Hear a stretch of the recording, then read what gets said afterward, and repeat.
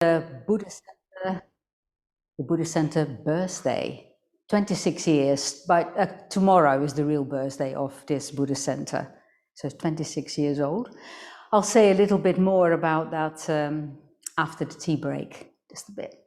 But we're going to start with a mudita bhavana, a meditation first, before the tea break. Welcome to everybody on the line as well. I can't see you, but you might see me blurred or all.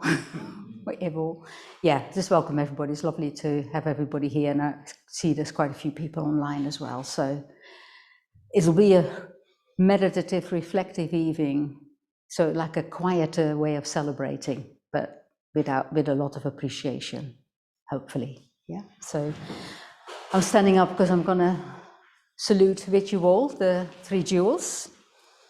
Pay our respect to the Buddha, the Dharma, and the Sangha.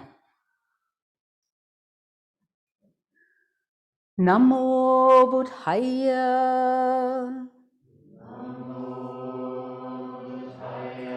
Namo Dhammaya. Namo Sanghaya.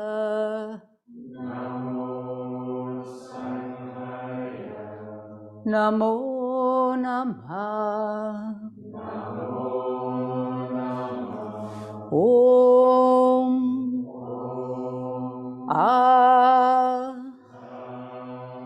Home.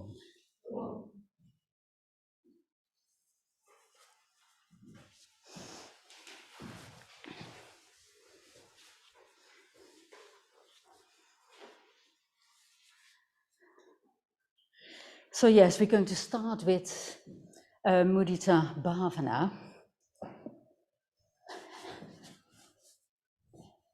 And then we'll have a tea break. Actually, downstairs there is cake, a little pieces of cake, baked by Shantika. Afraid you online can't have it. Hope you have your own nice thing to celebrate. And also downstairs, Kusadevi put out quite a few photos that we had from people in the Sangha and events in the Sangha over the years. There's like five big photo collections. So feel free to look. Again, we can't share it online, but yeah, in the tea break, it's nice to have a look at people who've been through this center and with us. Some still are, some not. Some has moved on to other centers or elsewhere.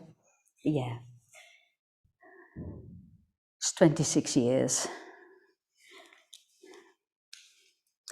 So mudita bhavana, in a way, it follows on from the karuna bhavana that Paraga led us into last week. So if you were here last week, he talked about the karuna bhavana, and we did that. It all starts with metta. Metta, we all know metta, or we don't, but we're all trying to get a sense of what metta really is. And Paraga put it really nice last week, saying we have many acts of kindness for ourselves all the time, even when we wash ourselves, when we dress ourselves, when we eat, when we look after, when we have a conversation with a friend.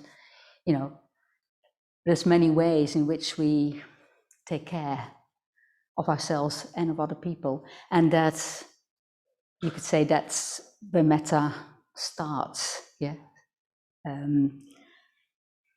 Opening up to kindness, friendliness, care, respect, love, and we build that, we let that expand to everywhere, to all beings, yeah?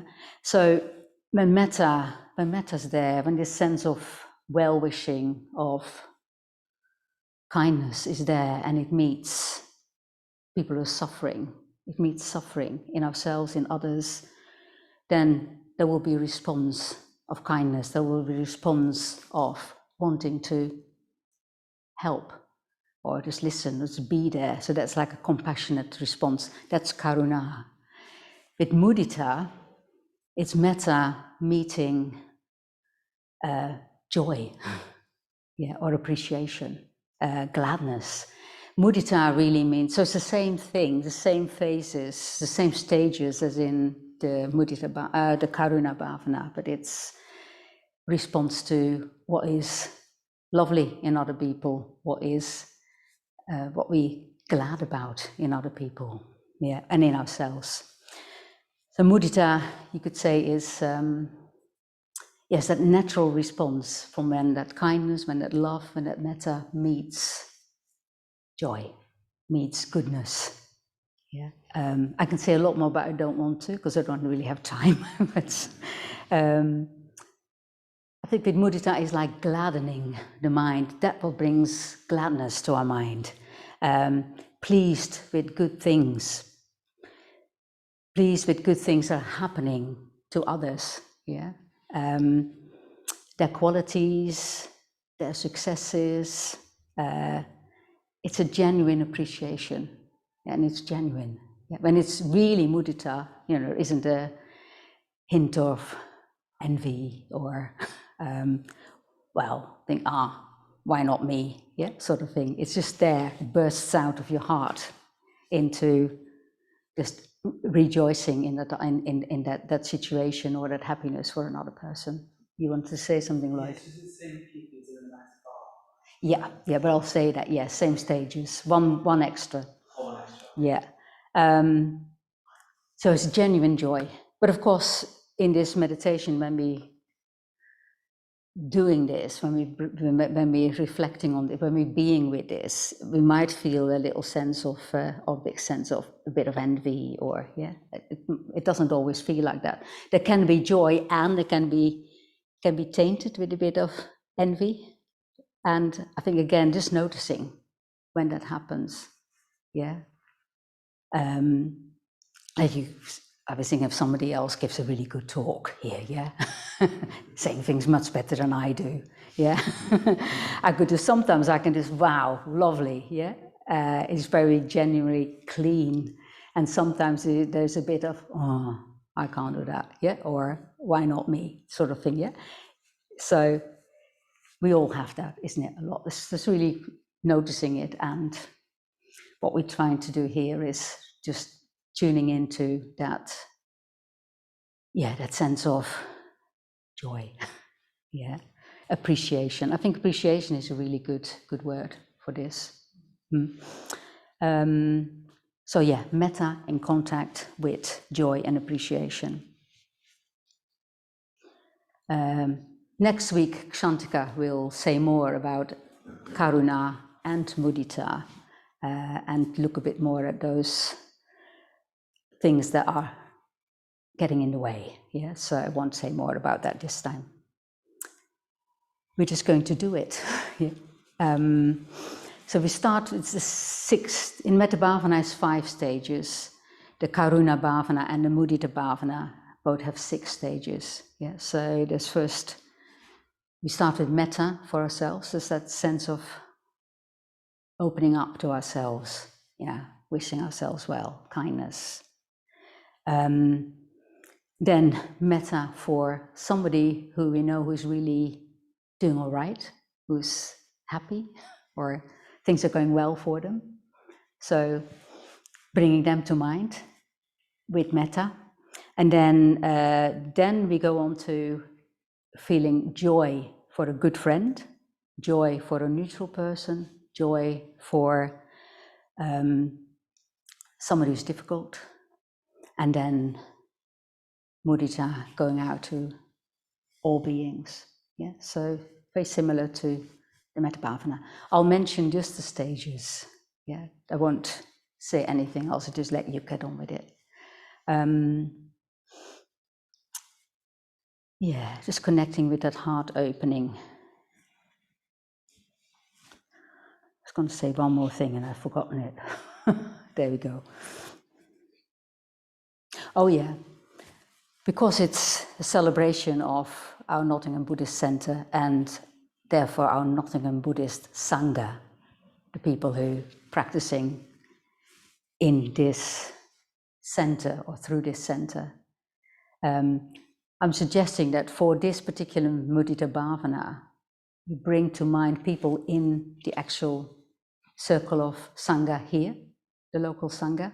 Yeah, so see If you're quite new to the Sangha, you might struggle a bit, but you probably find people already, yeah? So just let's, in that way, rejoice in our Sangha. Yeah. Yeah, clear? Good.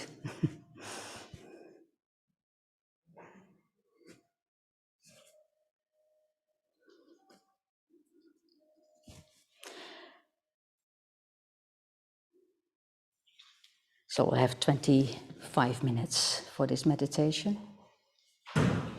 So mudita bhavana. But as always, always, always, as first here,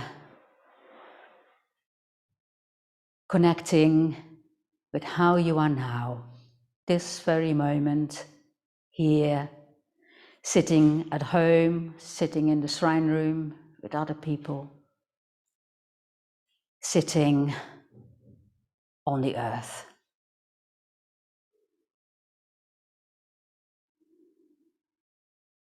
It's connecting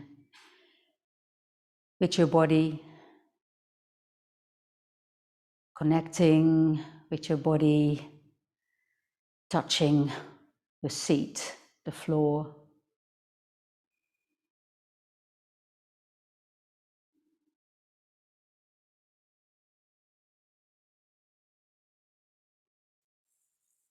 And it takes time to connect.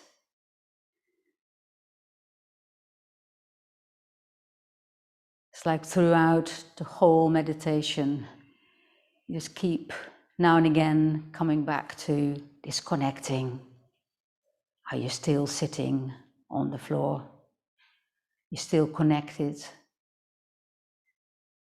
with the earth, with your body.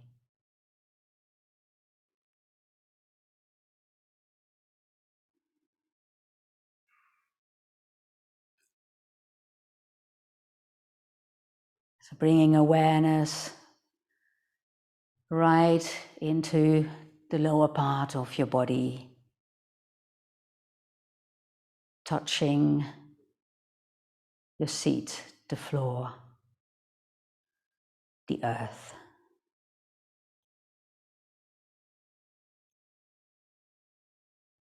Allowing the weight of your body to really be supported by the earth.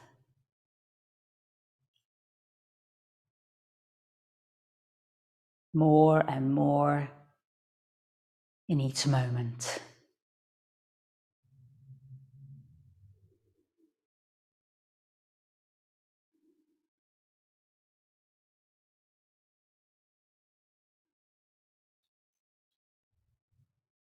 And how you are now will be different from how you were a few minutes ago. It's good to get a sense of that change and a sense of how you are.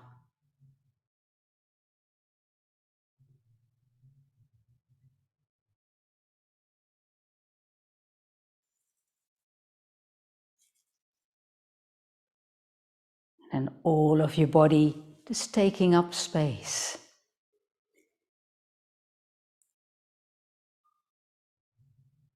Above you, taking up space into the sky. And aware of space around you, behind you.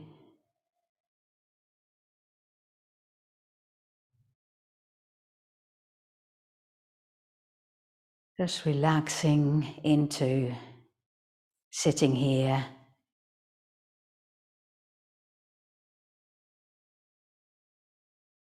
And allowing your mind, your body to take up that space.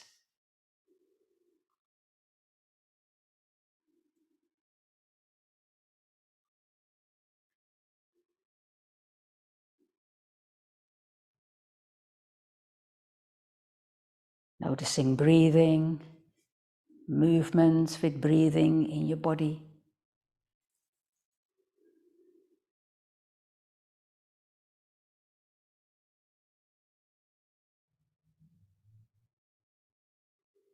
and aware of your heart area.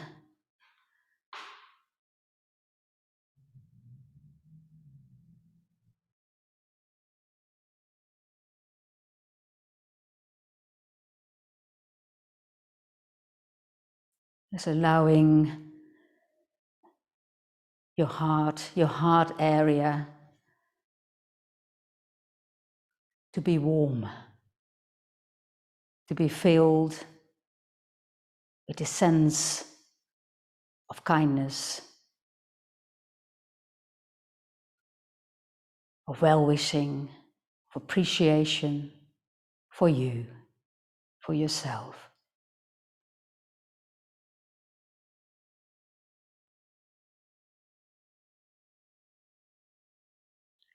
Whatever is happening, difficult stuff, lovely stuff, just let it be.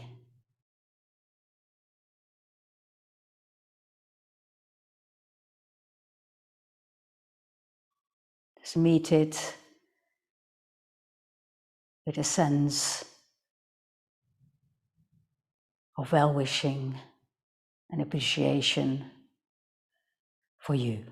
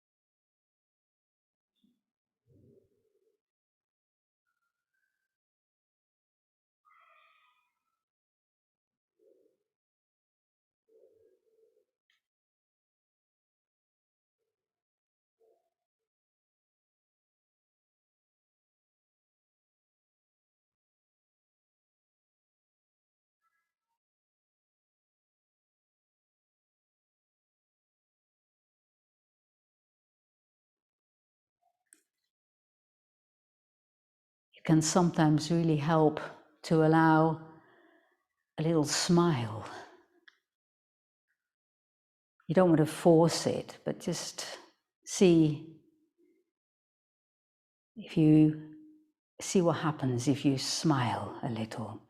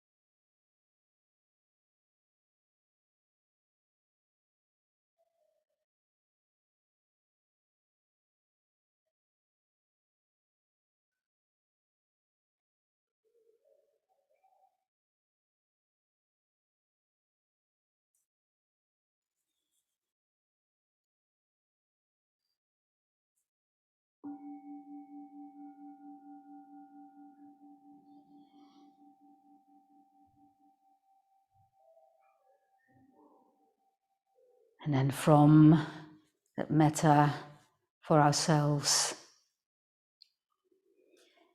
we open up to somebody in our Sangha who there seems to be going well. Things are going well for them. Just bring to mind somebody who looks like a happy or contented person.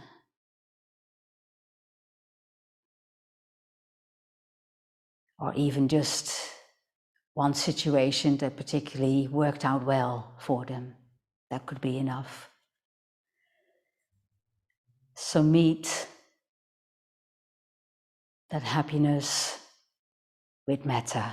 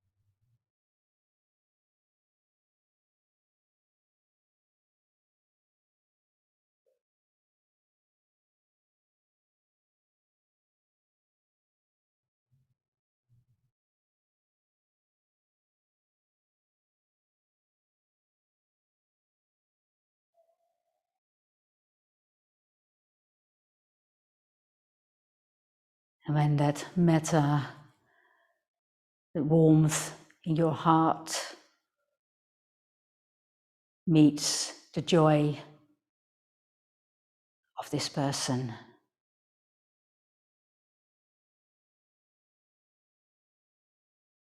see whether there is joy in you arising, or appreciation.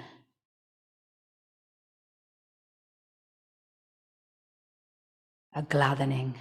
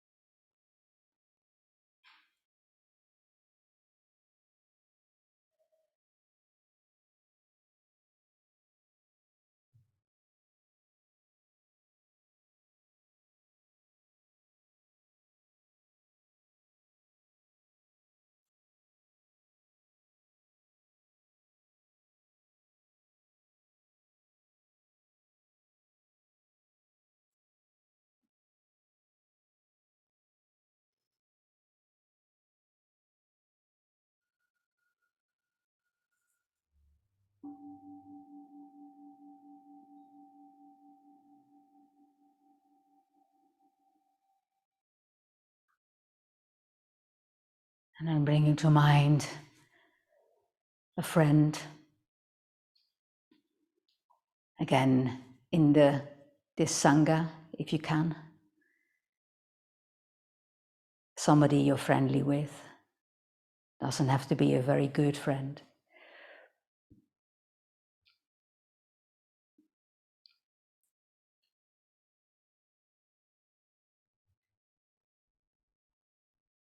And just allowing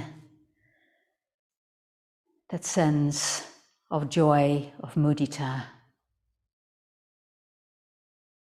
to be there. A sense of appreciation.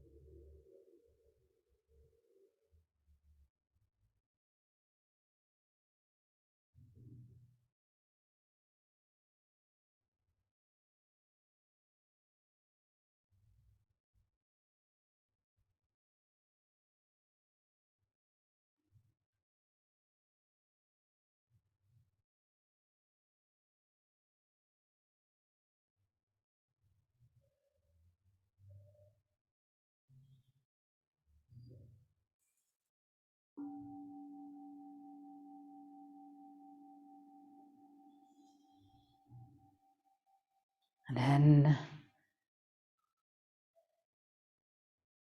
just bringing to mind somebody who's more neutral for you, again within our Sangha.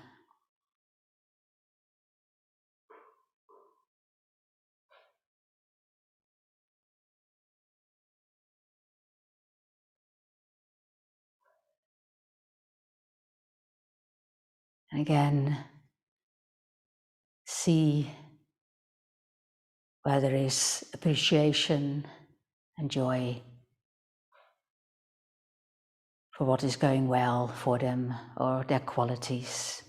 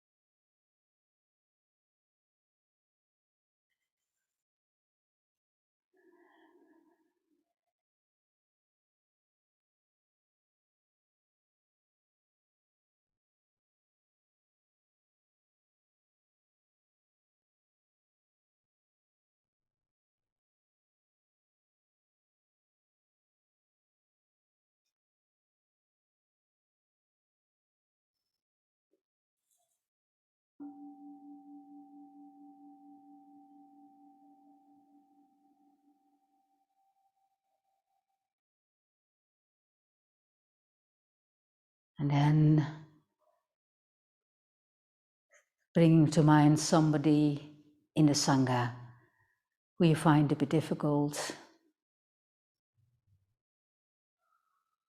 Could just be a little interaction that wasn't so easy, or a bit of irritation,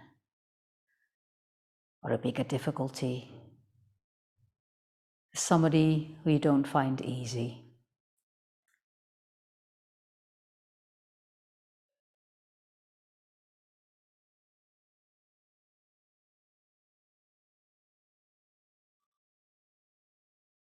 And see when you meet them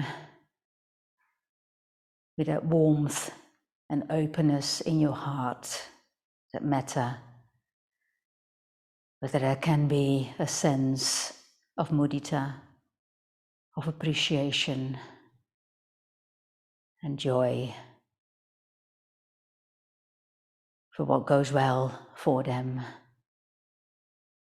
for their qualities.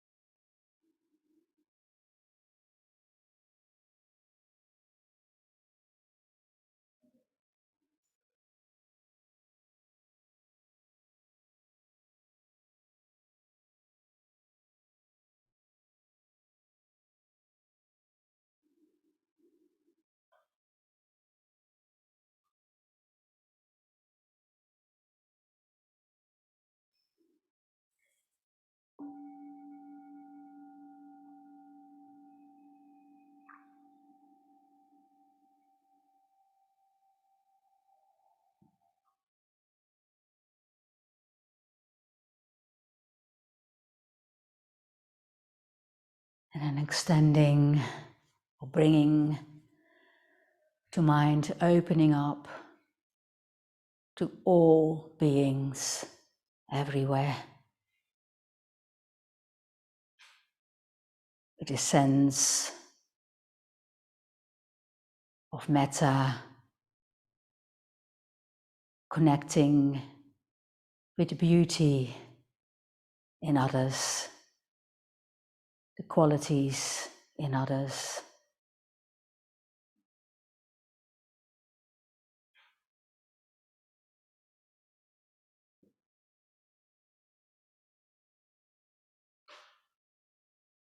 And feeling, experiencing mudita.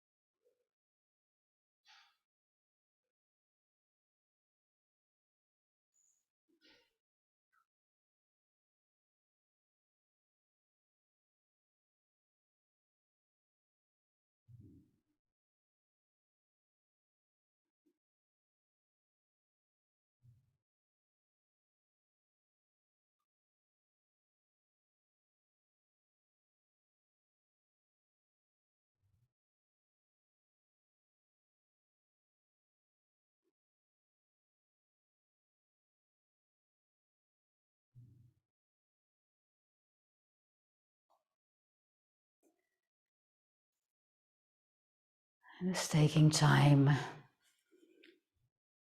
just be aware of how you're now in your being, in sitting here, in your body.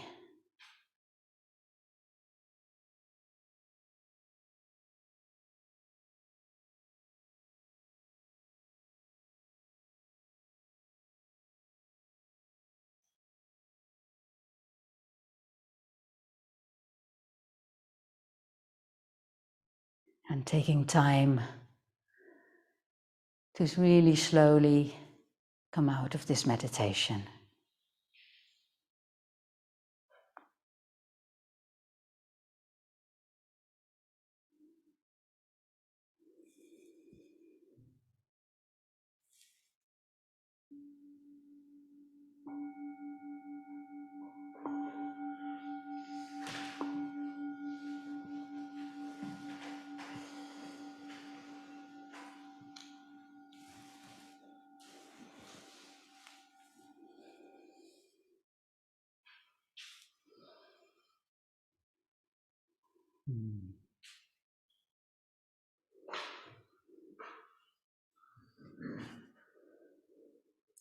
It would be lovely to hear actually from people how it's been, but we don't have time for that. It's a taster, isn't it, of mudita.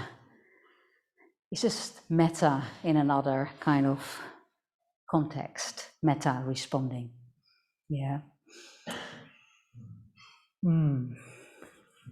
So more of that after the tea break, but before we go on to tea break, I'm just gonna do a few short announcements, and then Paraka will tell us something as well. Yeah. Yeah, so Buddha Day, you all had another email about that. Is that right? Read it. Read it. Because right at the end of it, it introduces the three people who are going to become mitras on Sunday evening.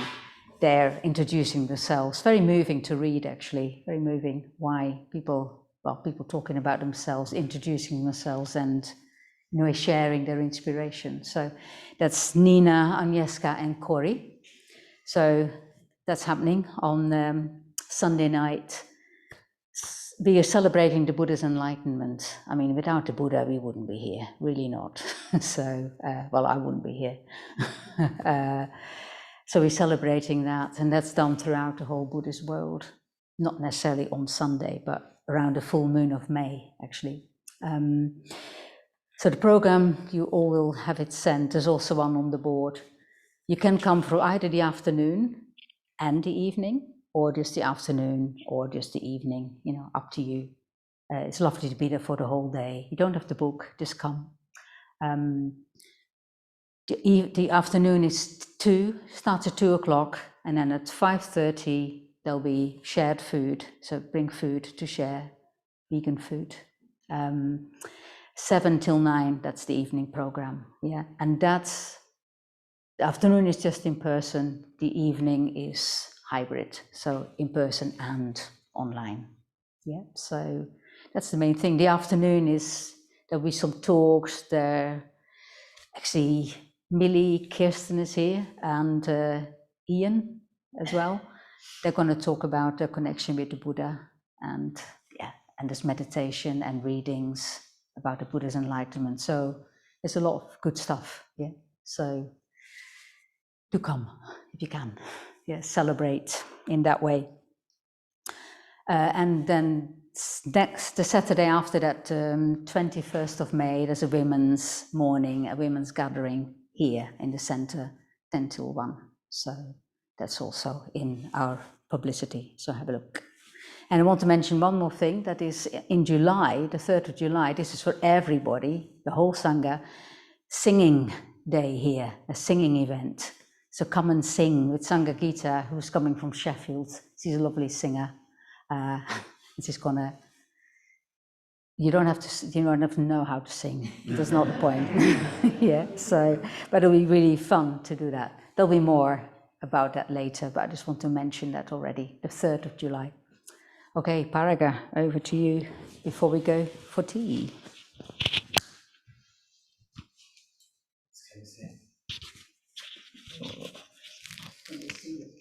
I think they should be able to see me just about. No, I'll stand behind you here. Okay. I was sitting in meditation there, and obviously we're sort of looking at the 25th anniversary. Well, we've got the 25th anniversary of the Buddhist Centre. 26th. Yeah. 26. That's scuppered my Dharma appeal completely. No, 26th anniversary. But I was thinking that, it feels funny because it feels like there's so much I could sort of say. So I'm trying and narrow it down. 25 years of the Buddhist Centre, and I came here at the end of 1997, and already then so much work and generosity had been given by people to create the Buddhist Centre. They created a gift shop in the now derelict and smashed to pieces Broadmarsh Centre till they had enough money to put a deposit on the building. So that when I came, I just walked into the place and didn't have to do anything at all. There was so much work had already been done, and so I feel now just incredibly grateful, and I still feel really, really grateful to the Buddhist Centre that it's still here. I've just come back from being away for a few years, living in Padmaleka, and I'm just getting a bit more involved, and I still feel tonight like just so grateful that the Buddhist Centre is still here, and I can really feel people just doing so much work to keep the Buddhist Centre going. And I think the Sangha is in such a healthy place at the moment. It really is, and there's a sense of people just giving in so many different ways. So one of the ways that we give is literally just by turning up like tonight and practicing here, because the Buddhist Centre is a place of practice. So it's fantastic to have people just turn up. There's lots of different ways you can give to the Buddhist Centre as well. I think in a way, in another 24 years, we could be celebrating like the 50th anniversary of the Buddhist Centre. That's what I was going to say about the Dharma Field. 25 years, another 25. Anyway, in 24 years, we could very easily, and I expect that we will be celebrating the 50th anniversary of the Buddhist Center, and even celebrating it in another space that's even bigger than this, when the Sangha's sort of expanded. But that's going to involve sort of, more giving, more sort of generosity. So there are lots of ways you can give. You can give by getting involved in the teams, by coming and giving your energy. You're giving just by practicing the Dharma. That's one way of giving as well. But also what the Buddhist Center is, really dependent on is financial support as well. So there's lots of ways you can give. You can give one-off donations in the Dharma bowl downstairs, or the card reader that you have. But what's most helpful, and people have done this over the years to just keep the Buddhist Center steadily going so we can plan for the future, is just giving standing orders. So that's just the most helpful way to give to the Buddhist Center. So you can go online onto the Buddhist website, and there's a what's it called? Link. There's a link to setting up a standing order and donations, or you can just come and speak to one of the team. Okay, thank you. Lovely, thank you. So, thank you. So, hello everybody again. Shantika, the cake is really appreciated, just to say that. Yeah, I'm just going to say a little bit about our centre's birthday, really. Paraka already said quite a bit. This was lovely. And I wanted the last half hour of tonight, so from 9 o'clock, I'd like us to, I'm going to take you through some of the verses of a sutta called the Gandhavyuha Sutta, which is a sutta from the Buddhist canon. And it's got this lovely section about the practice of friendship, practicing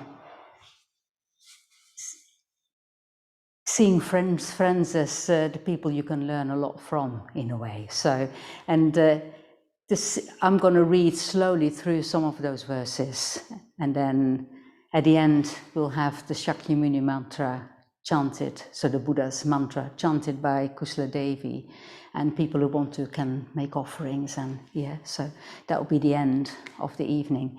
But it's really lovely to, I think, to see friendship as a practice, and that's creating Sangha.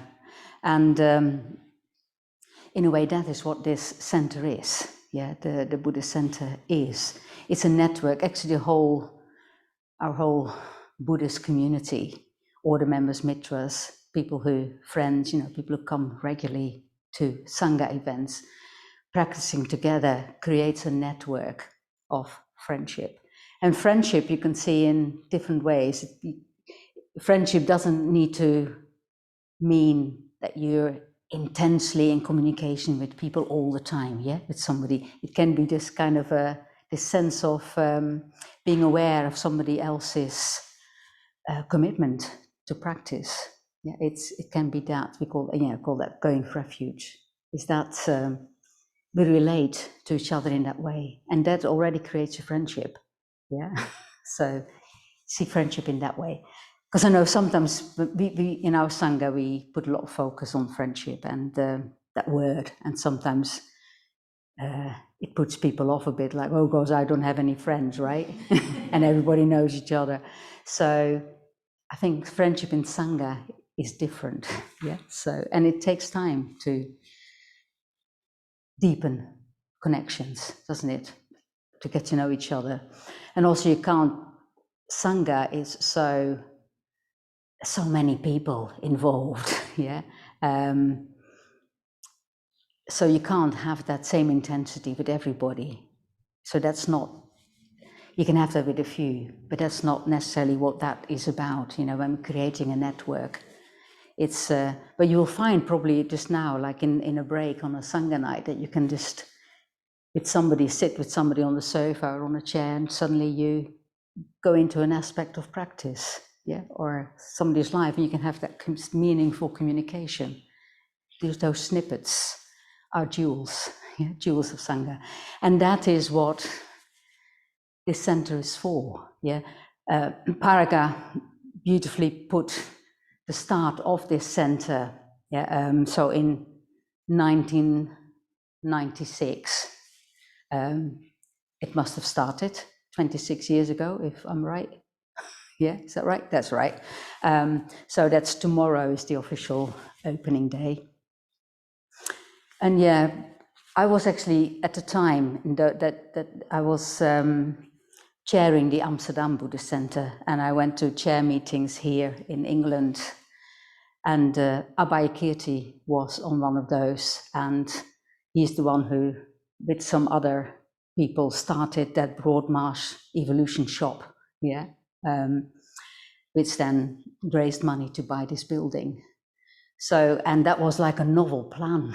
First you start with the shop, first you raise some money, work really hard, and then you can buy a building outright. Which I think is fantastic, because in Amsterdam, well, the center is still a rented place, yeah, and it's far too difficult now to actually raise enough money to buy something, yeah. So that was a really good move, and everybody was in awe of Baikirti at the time on that chair meeting. So yeah. So I feel that, you know, I feel I've been here from the start in that way, even though I only came here 11 years ago. Yeah, yeah, and that's again that's like an example of some people in the beginning working really hard and not for that were living on nothing probably, yeah. But all that money that the shop raised went into this building. What commitment is that, hey? I don't say that you all have to do, but at some point we might want to. As Paraka said, well, we will burst out of this building, isn't it, at some point? Or we change it so that we can have more available of the building.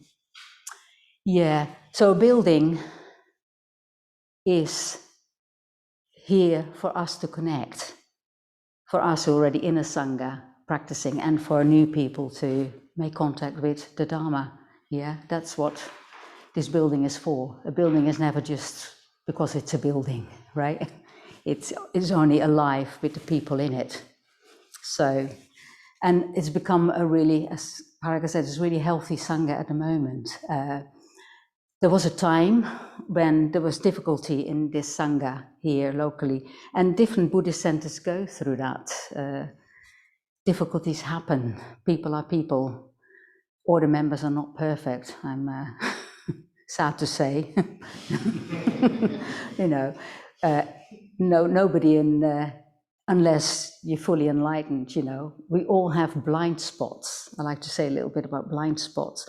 Blind spot is a spot, is an area of yourself that you can't see. It's blind, right?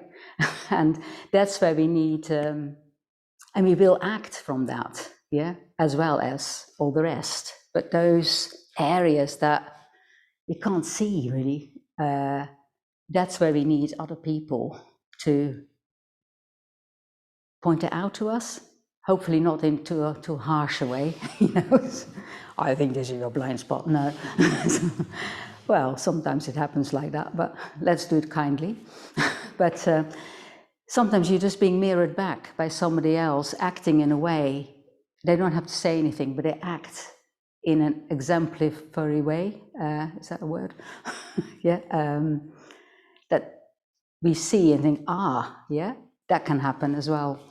Or somebody just says something and you're starting to see something about yourself. So that's what Sangha is as well. We need to connect and rub up against each other, and, you know, also look at difficulties. So that difficult time in Nottingham, that was when the Sangha was kind of split. There were the people who, there was a lot of lively energy in the center itself, but there also was a group of people who didn't really come to the center, who felt, you know, there was call it conflict, yeah. And it's always very painful when that happens. It shouldn't be happening in a Buddhist center, should it? Or in a Buddhist Sangha, because we're so, you know, the ideal is loving kindness, isn't it? But again, people are people, and there's blind spots, and that happens. So, and I really want to rejoice in the people who actually have been able to move through that period and actually opening up to, call it, each other, yeah, listening, moving on, and acknowledging the difficulties, and kind of, yeah, we've moved beyond that, and I feel incredibly grateful and appreciative of everybody who has been able to give themselves to that and through that change. So I feel through that we're a richer Sangha, if you see what I mean. Yeah, we're a richer Sangha, more mature somehow.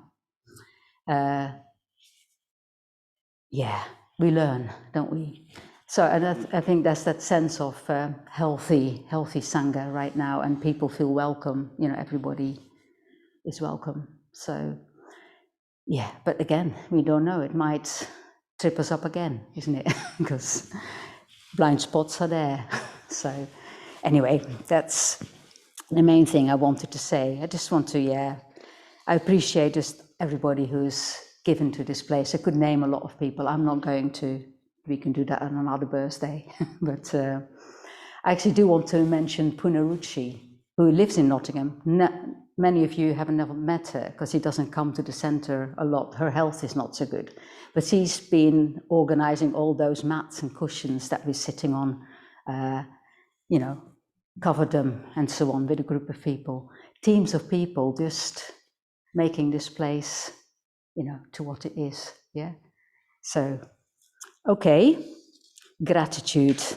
Yeah, I think we can be really proud of this place. And on the shrine, there's Sangharakshita. I don't know whether you can see it on the screen. Is it, yeah? The shrine is visible. There's Sangharakshita, a photo of Sangharakshita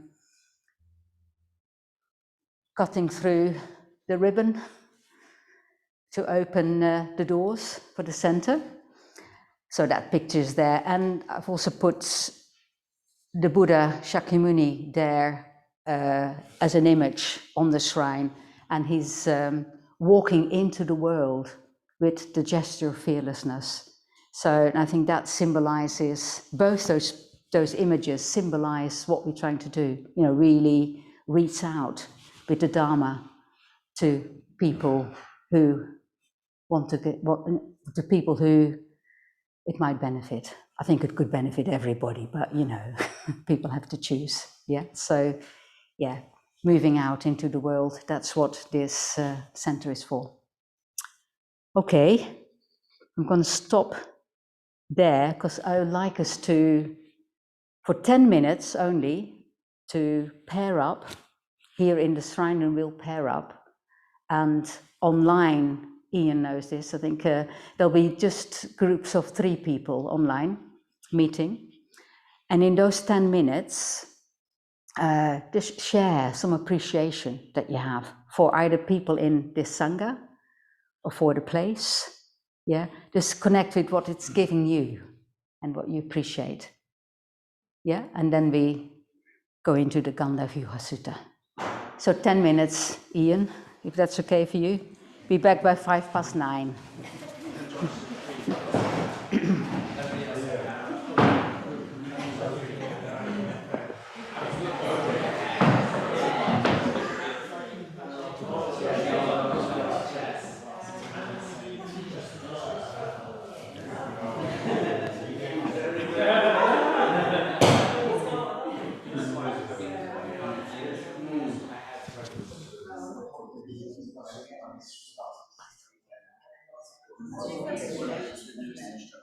Am I muted? Yeah, I started yesterday. So I'm very much in like scanning and facilitating space. Yes.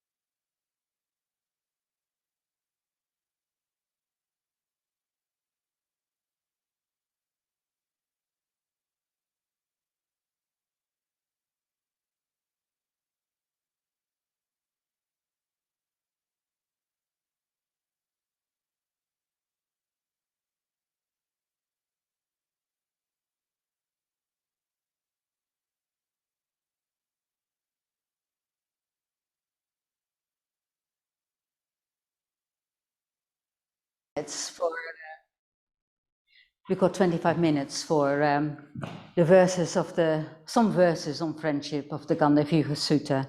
So you could say these are words of the Buddha, on friendship. And it's full of imagery. So I'll read it and just see what it does. But we'll start with the precepts, the refuges, how they are put in this sutta. So we do that in call and response, slightly different to how we used to do them, but they're lovely, and they're lovely. And then we do the positive precepts, only the positive version in call and response after that. And then I'll read some verses. And at the end, maybe I'll say Shakyamuni mantra, so you know it's coming. Yeah. And then people here and at home as well, if you want to do an offering, then during the Shakyamuni mantra, that would be lovely. And here in the shrine, we just not necessarily one by one, just come in big numbers.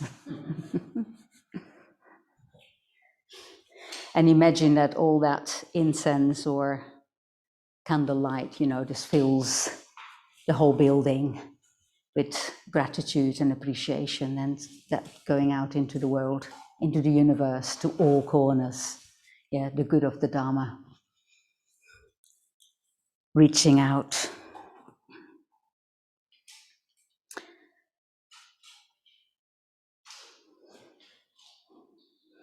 There's some battery stuff going on, I think.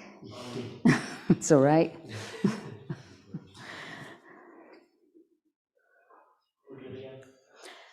Okay, so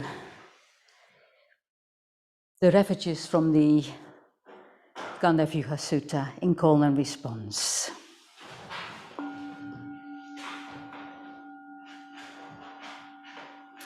I take my refuge in the Buddha. And pray that with all beings, I may understand the great way, whereby the Buddha seed may forever thrive.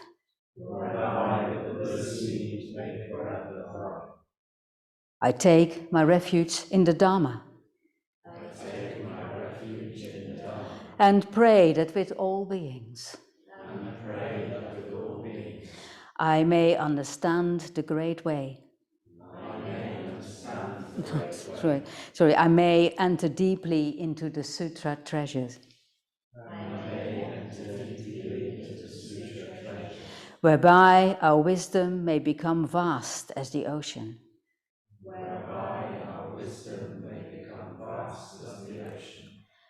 I take my refuge in the Sangha. And pray that with all beings, I may reign in great multitudes. And have nothing to check the unimpeded progress of truth.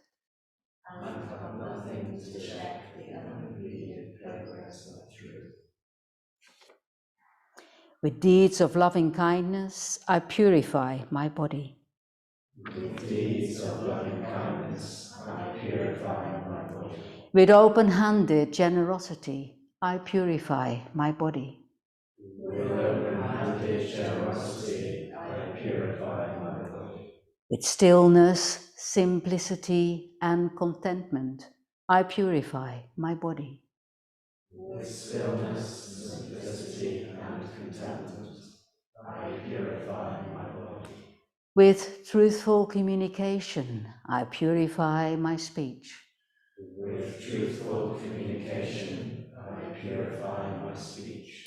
With mindfulness clear and radiant, I purify my mind. With mindfulness clear and radiant, I purify my mind.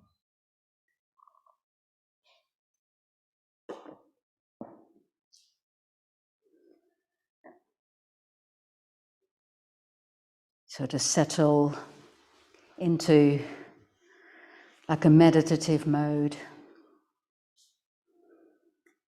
and let the verses or the words of the Buddha on friendship, on the practice of friendship, just settle in you.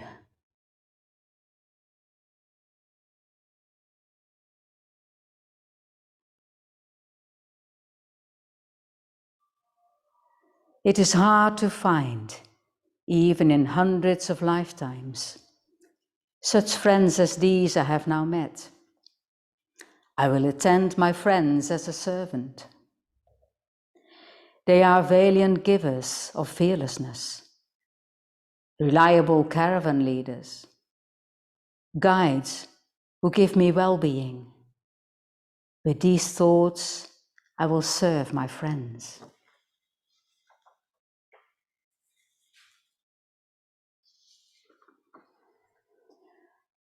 I will think of myself as sick, and will think of my friends as physicians, of their instructions as medicine, and of the practices as getting rid of disease.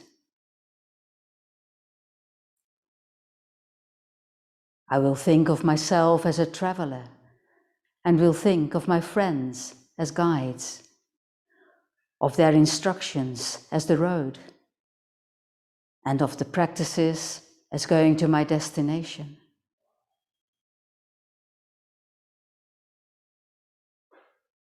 I will think of myself as a farmer, and will think of my friends as water spirits, of their instructions as rain, and of the practices as the ripening of the crops.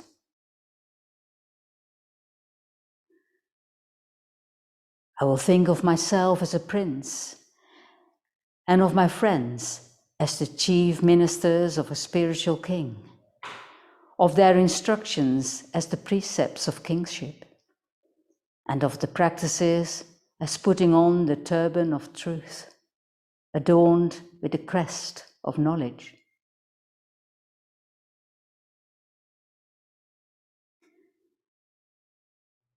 Sustained by my spiritual friends, I do not fall into bad ways. Supported by my spiritual friends, I do not fall away from the great vehicle.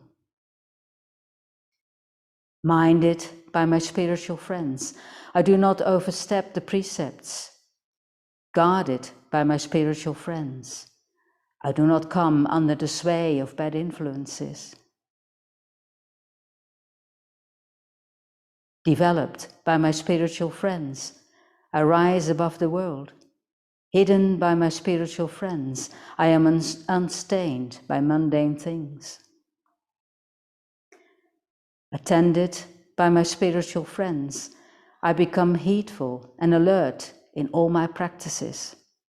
Assisted by my spiritual friends, I cannot be crushed by any demons. Roused by my spiritual friends, I do not give up my undertakings.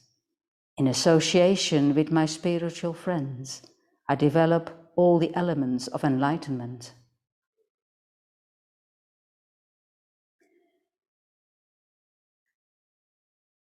I will approach my friends with a mind like the earth, bearing all burdens unbendingly, with a mind like the full moon, appearing at the proper times. I will approach my friends with a mind like an apprentice, free from inflated ideas of my own worth, with a mind like a street cleaner, getting rid of pride and conceit. I will approach my friends with a mind like a mountain range, impenetrable to all miseries, with a mind like a good son or daughter, looking up to their countenance.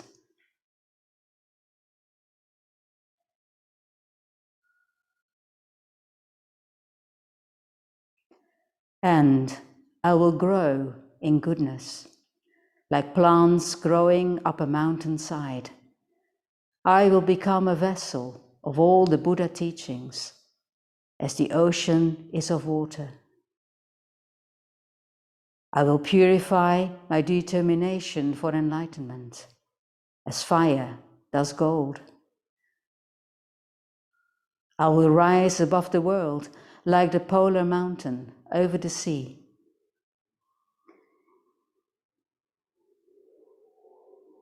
With my attitude towards my friends, purified in this way, practicing their instructions, I will reject all bad actions.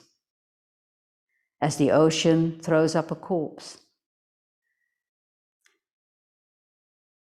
I will become unstained by the things of the world, like a lotus in water. I will increase in good qualities, as the moon grows brighter as it waxes.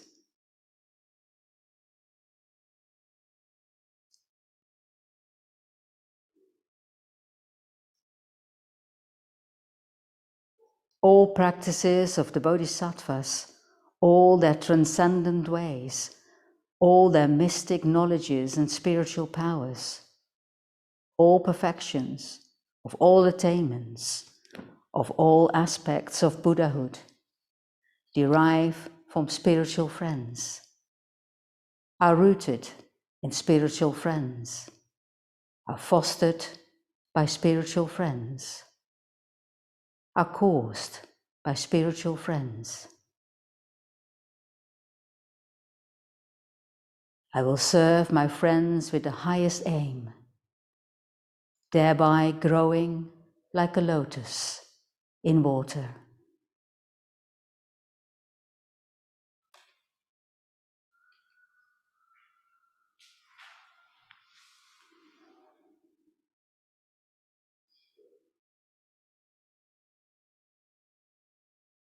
We'll just sit for a few minutes.